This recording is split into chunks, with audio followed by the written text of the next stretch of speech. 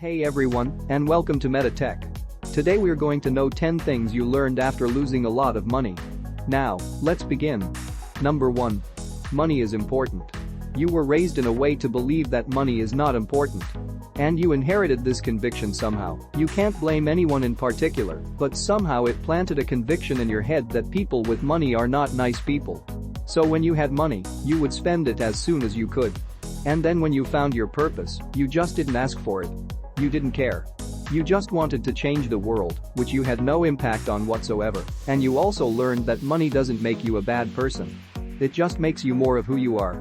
So if you're a jerk with a lot of money, you're probably a jerk when you're broke as well. And if you would have more money, you would simply give more. But if you have to worry about money every day, all day, you can't even take care of yourself, and you have nothing to give. Number 2. Money equals time. As soon as you start working, you start exchanging time for money, which is a problem because you can always make more money, but you can never make more time. And you started to exchange your time for far too little money. You could barely survive.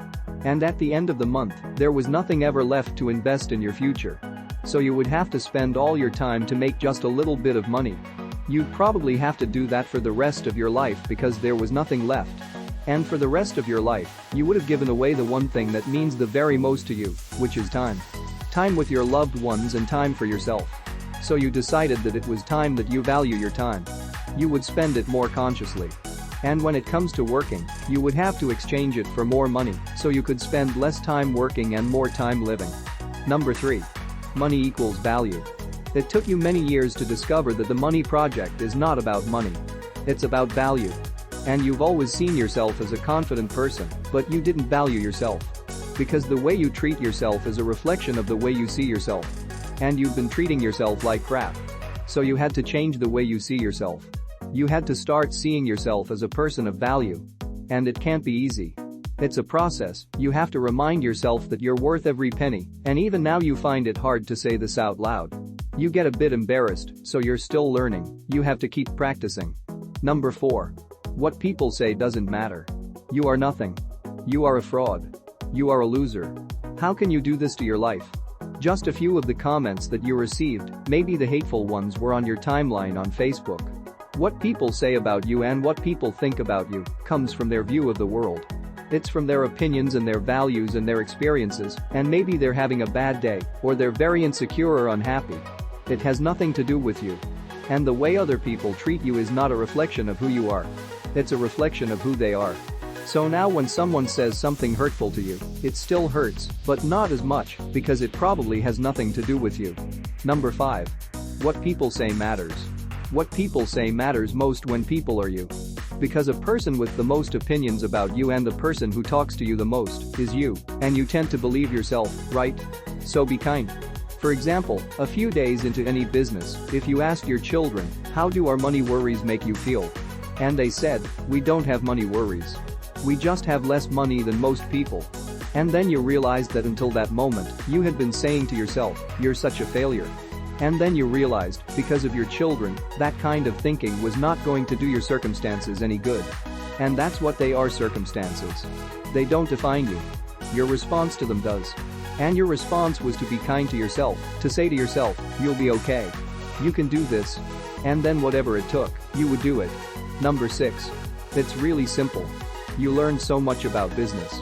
Compounding, investing, entrepreneurship, scalability, your rates, sales, low-hanging fruit, runway, value propositions. But to be honest, everything you learned, you could have learned from your grandmother. Because the essence is this. Spend less, earn more, invest wisely, and most of all, value yourself. Number 7. It's not that easy. Simple is not always easy. Let me ask you a question. Who makes more money today than you did at your very first job? That's quite a lot of people. There's another question. Who at the end of the month sometimes is out of money? Or a lot of times, it's quite a lot. This is why it's called Parkinson's law. Your expenses will always rise to match your income. This is why most people retire poor, and why lottery winners tend to end up with less money a few years after they won than they had before. So you were earning a lot of money. You were doing well, but still, you didn't have anything left at the end of the month, and now, you hardly have any access to your money. As soon as money comes in, most of it goes straight to accounts that you cannot touch. And you will probably have to do this for the rest of your life, and you don't care. Because if there's one thing that you learned from your business is, you can't afford to be poor. Number 8. Being broke sucks, it does. Your entire life was urgent, everything was urgent. You had to be a full-time problem solver, which is both exhausting and impossible. Because scarcity captures the mind. Research shows that when all you can think about, and that was the case for you, when all you can think about is how do you get food on the table tonight? How do you get money today? That takes up all of your thinking space. There's no room left to solve anything for tomorrow or next week, or to make a change next year. You're stuck in the situation. And your brain felt like a ticking time bomb. You can still today hear the sound of the bills dropping on your doormat, and it still freaks you out. And day and night, you felt this blind panic. You couldn't breathe. There was no way out. You were suffocating.